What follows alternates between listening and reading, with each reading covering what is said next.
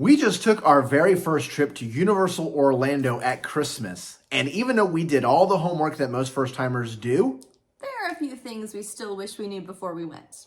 So let's go ahead and take a deep dive into some of those pro tips that'll help make your next trip or your first trip to Universal even better.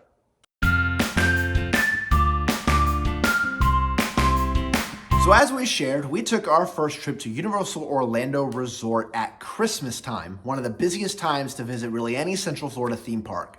And our trip was amazing. We had a great couple days and we've already got the itch to go back. But there were some things we wish we knew going in that would have made it even better than what it already was. So these 5 tips that we're going to share with you today are going to help you with your check-in process. They'll help you with organizing your room and with planning for your park day. And that's right. And we're going to start with planning your park day because our very first tip we're going to share with you are that Universal lockers can be tricky. All right, so most people may have already known or heard about that Universal Orlando has lockers for more of their thrilling or popular rides. Most of what is in the Harry Potter worlds has a locker associated with it. The Velocicoaster in Jurassic World. Hulk, Monsters Unchained in Epic Universe, and a couple others. You cannot take any of your stuff with you on those rides. So Universal has lockers for you to put all your stuff in. We found this out the hard way. The very first time we actually went onto a ride was Escape from Gringotts in Diagon Alley. And we should probably go ahead and preface, we always carry park bags in with us just for all the essentials. This is like our typical park bag for all the extra things, ponchos, water bottles, snacks, anything extra that might be needed. And then our oldest and I carry our Loungeflies usually, because again, we're normally Disney people. So we carry these in and these have like anything extra.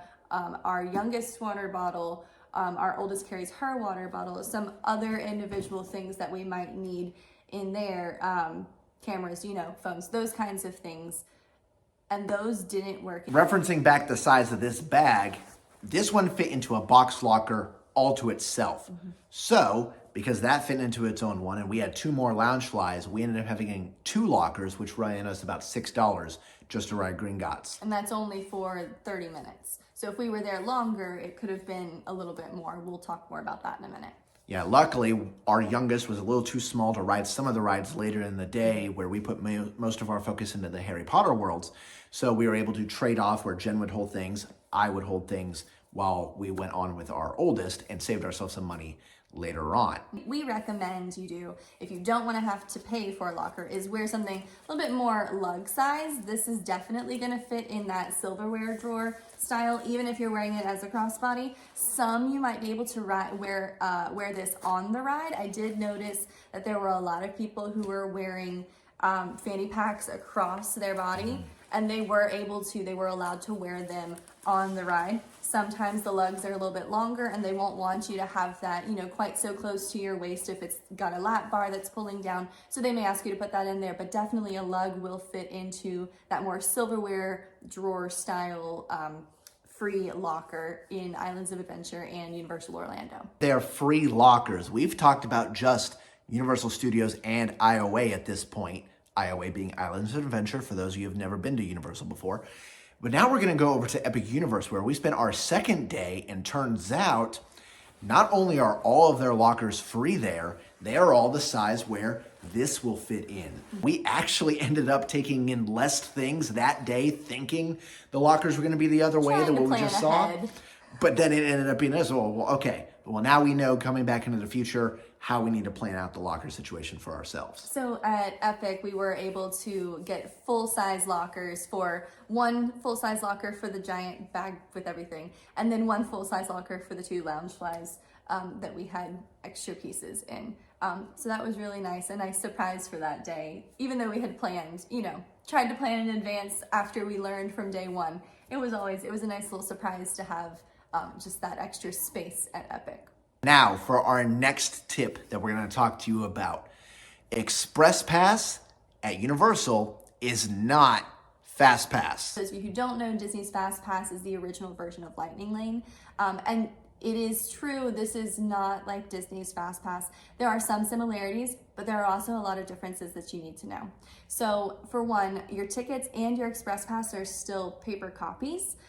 So while those are nice in some ways, they can be difficult in others. As far as picking them up so you actually have them in your hand, if you're staying on property, you need to keep an eye on the time before you expect it to be open when you arrive. When we got there, we had about an hour before the ticket desk was going to close, and we didn't know that there was a time that the ticket desk would close, you know, within a certain time frame, a reasonable time frame. So we rushed over to make sure we got our tickets and our Express Pass, so we weren't having to do that the next morning when we were also trying to get into the parks. That way we could just head straight to the parks and have fun. Second big thing that's different about these Express Passes is they are connected to a specific individual ticket, that specific person. So you need to make sure that there is a name associated with a specific person on that Express Pass. Yeah, because we actually stumbled upon that the hard way, not knowing that at all. So when we first went into the parks, we started our day at Diagon Alley at Universal Studios. We used Express Pass, and everything is actually connected via facial recognition. So whenever you go through the Express Pass line, the first time they may scan the back of your ticket, scan your face, and then it's connected to you. However, nowhere on the back of our original Express Passes that we got from the desk at Cabana Bay, where we ended up staying, was there an identifier of who it belonged to or what ticket it matched to for our normal park tickets. And this being our first time going, or my first time since like 7th grade, their first time at all, we had no idea that you needed to have a specific person associated with that ticket. Actually ended up causing problems because we would give some to our youngest, our oldest, ourselves, and then it'd be like, well, this one belongs to you and this one is this person's and you have your own, you're good. But it was kind of a mess. And then eventually later on in the day, we ended up splitting up for our oldest to do some Harry Potter stuff. Our youngest went to Seuss Landing at Islands of Adventure. And we actually had to stop off at the ticket desk at the Hogsmeade station of the Hogwarts Express to make sure that we had ones that belonged to each other because we didn't want to run into issues when we were going on the ride. So that took about another 30 minutes-ish out of our day to where we could have been enjoying some of the rides instead of having to spend some time at the ticket booth. Now, the team members were fantastic. They helped us figure out whose ticket was supposed to be with which Express Pass, and then not only did they figure out which one was supposed to be associated with which, they reprinted our Express Passes with our names on them, so we wouldn't have to just try and remember or find some other way to remember. All right, so now we've gotten 2 tips down. Let's move on to number 3. And this one continues to go into the ride theme so far. Be prepared for stairs. We have a set of stairs at home, so we're pretty used to walking up and down stairs every day. But one thing we didn't anticipate was having stairs in our queues at Universal. So you should be aware that most of the rides that at least we experienced across all 3 parks of Universal, most of the Harry Potter ones, Monsters Unchained, even the Hogwarts Express has some stairs in its queue. If you or someone in your party has a wheelchair or other physical limitations, you may want to seek out alternative options such as elevators and escalators somewhere within the rides. Specifically even Super Nintendo World, which in itself is 2 levels where you have to get stairs or an elevator or escalator to go up and down between them. Just keep that in mind for you and the rest of your party. Now we're going to take you to our 4th important tip to know. If you have picky eaters especially, this is going to be a good one to know. The dining options are not very diverse at Universal. So we've moved into the kitchen of our household now to talk about one of the more important things for people to go to a theme park for, dining. Now, it was our very first time to Universal, so we had no idea what to expect, where to find the best eats, and what would be our favorite snacks. But in our honest opinion, what we can overall say about dining at Universal is that there was a lack of options for us, specifically in our family, because you have myself, who I'll pretty much eat anything except cheese. I know, cue the random odd stares at me now.